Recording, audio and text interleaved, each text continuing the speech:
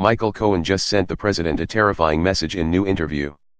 Once President Trump's most loyal counselor, his personal attorney and political fixer made it clear today he is willing to throw his longtime client under the bus before he allows it to run over him, his family or his country. Michael Cohen, who famously said he would take a bullet for the president, sent very different signals in an interview with ABC News that was made public today by George Stephanopoulos on Good Morning America. To be crystal clear, my wife, my daughter and my son, and this country have my first loyalty, Cohen said in an off-camera 45-minute interview held Saturday in a New York City hotel. In his first on-the-record interview since Cohen's office, home, and hotel room were raided by FBI agents who collected a large trove of files, data, cell phones and other records, the KG Cohen was as revealing in the questions he would not answer as those he would. When asked by Stephanopoulos if he was considering cooperating with prosecutors from the U.S. Attorney's Office in New York or Special Counsel Robert Mueller's investigations into Trump and Russia colluding on the 2016 election, Cohen said if and when he is charged with anything he will defer to his new lawyer, Guy Petrillo, for advice on how to respond. That is a huge difference from the past when he took the Fifth Amendment and from past views of Trump confidants who predicted Cohen would never become a witness for the state against Trump. Even the hiring of Petrillo is a big signal. His former legal representatives were coordinating with Trump's legal team and it was believed would work hand in hand to protect the president first and Cohen later. Now Cohen is clearly his own man with his own representation and he is signaling he will not be the fall guy for the president even if there were attempts to discredit him. I will not be a punching bag as part of anyone's defense strategy, said Cohen. I am not a villain in of this story, he added, pointedly, and I will not allow others to try and depict me that way. Cohen was asked if he stood by his prior statements that he alone made the $130,000 payment to porn star Stormy Daniels just before the 2016 election in order to keep her from going public with her story that she and Trump once had sexual relations in 2006. Cohen refused to answer on the advice of his lawyer but added, I want to answer. One day I will answer.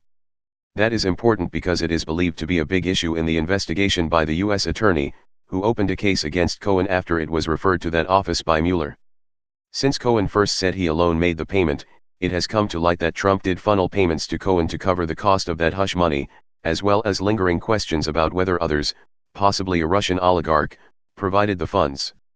Cohen, who once negotiated a deal to build a Trump Tower in Moscow, also denied, again, that he had any involvement in Russian attempts to interfere in the 2016 presidential election and he refused to criticize the investigation by Mueller. Cohen went so far as to dispute the use of the term that Trump has frequently used to describe the investigations by Mueller. I don't like the term witch hunt, said Cohen. As an American, he added, I repudiate Russia's or any other foreign government's attempt to interfere or meddle in our democratic process, and I would call on all Americans to do the same.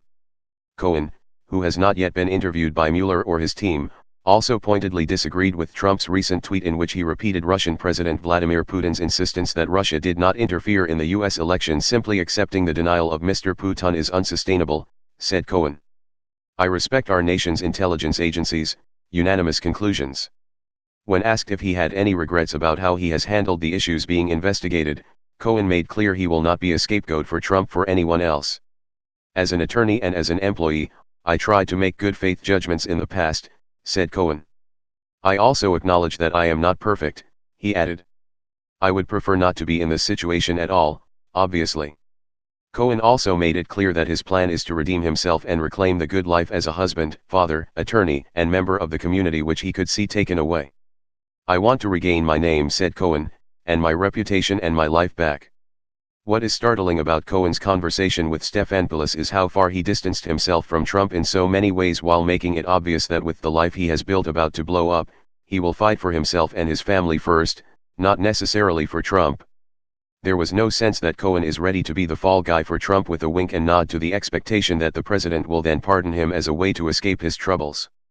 To do that would mean Cohen would have to admit to crimes which could permanently tar his reputation, put him in jail for a time, bring shame to his family, lead to his disbarment as an attorney and other unhappy consequences.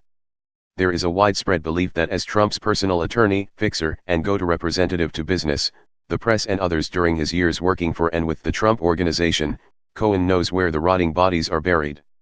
Even for a self-deluding egomaniac like Trump, that has to be a scary prospect. For the rest of America, it could well be some very good news.